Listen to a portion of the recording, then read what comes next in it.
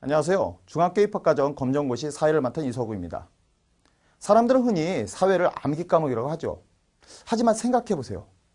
사회라는 것은 사람들이 모여있는 것을 얘기합니다. 사회는 사람들의 삶을 공부하는 학문입니다. 따라서 그것은 암기하는 것이 아니라 이해를 하는 것이죠. 자, 우리가 이제 사회를 공부할 때는 앞으로 암기보다는 상상하면서 그려가면서 사는 사람들의 모습을 이해를 하는 것입니다.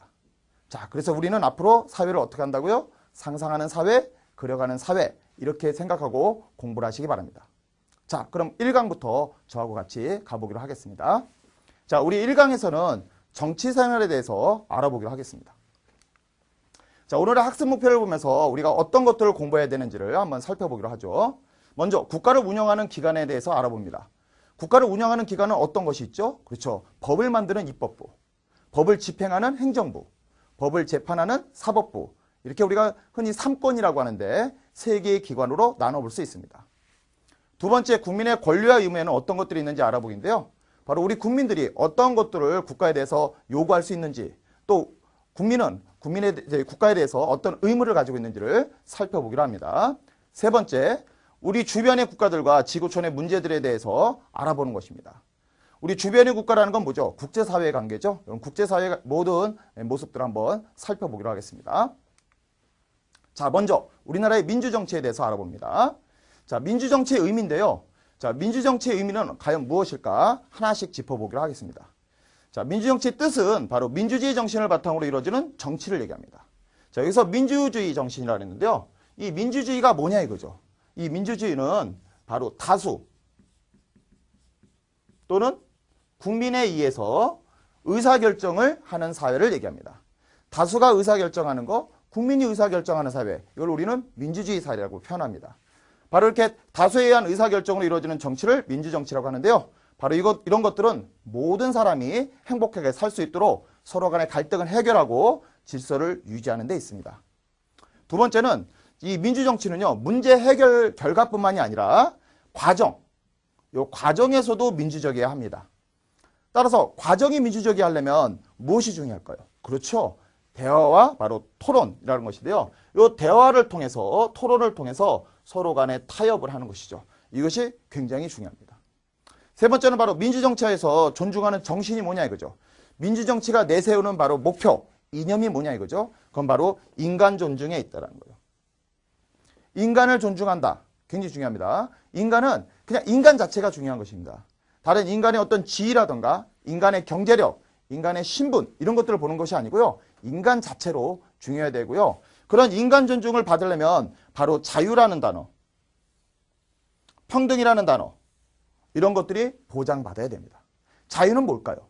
자유는 간섭받지 않을 권리를 얘기합니다. 누구한테 국가로부터의 간섭받지 않는 걸 우리는 자유라고 합니다. 평등은 누구나 같은 대우를 받는 걸 얘기하죠.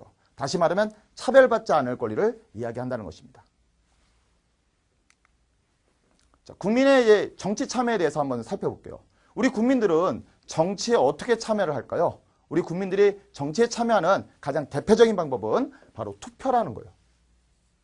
그리고 선거죠. 자, 투표는 뭐고 선거는 뭘까요? 투표는 자기의 의사를 밝히는 것입니다. 자, 이것을 할까요? 하지 말까요? 이렇게 찬반 투표하자 이렇게 얘기죠. 자신의 의사를 나타내는 걸 우리는 투표라고 합니다. 그럼 선거는 뭘까요? 선거, 우리 반장 선거하죠? 대통령 선거하죠? 국회의원 선거하죠? 자, 선거라는 것은 무엇일까요? 바로 사람을 선출하는 것입니다. 자, 선거라는 것은 대표를 뽑는 행위를 얘기합니다.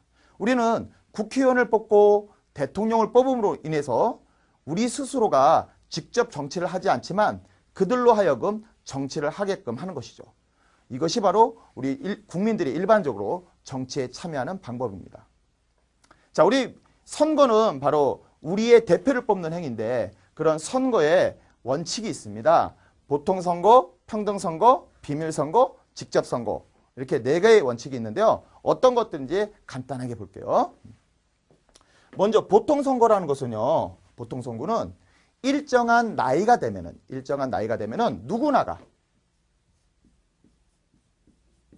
누구나가 참여할 수 있는 것을 얘기합니다. 누구나가 참여할 수 있는 걸 얘기합니다. 평등선거는요. 모든 사람의 표의 가치는 똑같습니다.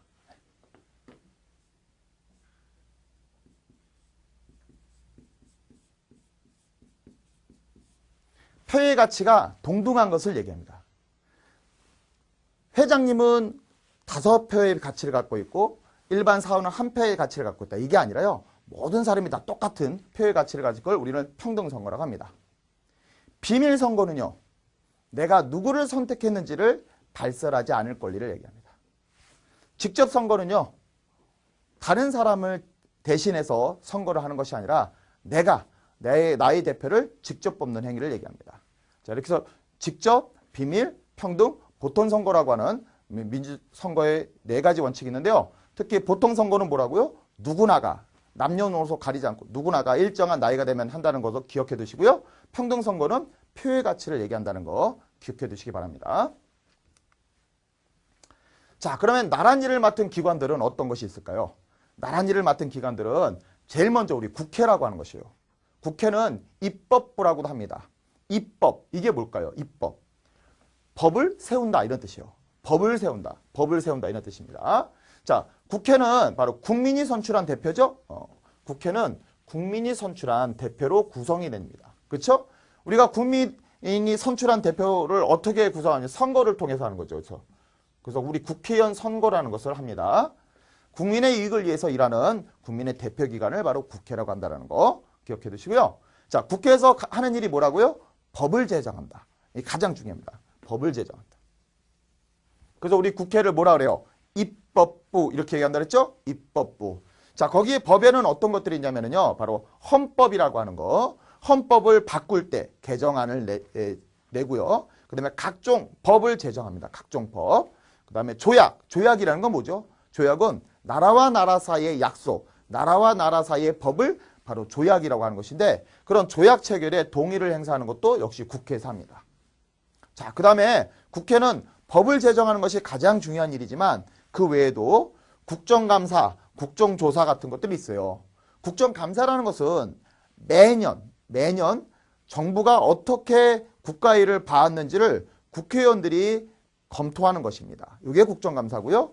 국정조사는 특별한 사안이 있을 때 특별히 국회의원들이 그 일에 대해서 조사하는 걸 국정조사라고 합니다. 그 다음에 탄핵소추권이라는 것이 있죠. 탄핵소추권이라는 것은 국가의 고위관직자들이 위법하거나 잘못을 저질렀을 때 국회에서 그 사람을 그 자리에서 내려오게 하는 것을 우리는 탄핵소추권이라고 합니다. 그래서 국회는 이렇게 법을 제정하는 것을 기본으로 해서 정부가 하는 것들을 감시하는 것이 바로 국회의 역할이다라는 거 기억을 해주십니다. 우리 국정감사, 국정조사, 탄핵소추권 옆에다가 이렇게 할게요. 정부 감시 이렇게 하나 적어둡니다. 자, 그러면 정부를 봅니다. 우리 정부는 행정부라고 하죠. 행정부라고 합니다. 자, 정부가 하는 일을 봅니다. 정부가 하는 일은 국회에서 만든 법에 의해서 국민의 안전과 재산을 보호하고 국가의 경제를 활성화시키고 또 외국과 교류하면서 나라의 독립성을 유지하는 것이 바로 정부입니다. 그래서 우리가 정부가 하는 일은 여기다 이렇게 적을 수 있어요. 법을 집행한다. 이렇게 법을 집행한다. 이렇게 얘기할 수 있습니다. 자, 우리 정부의 최고 책임자가 누구죠? 대통령. 그래서 우리가 대통령에 대해서 좀 살펴보고 가보기로 하겠습니다. 대통령은 국민에 의해서 선출되죠? 그래서 우리 국민에 의해서 선출됩니다. 우리는 이걸 뭐라면은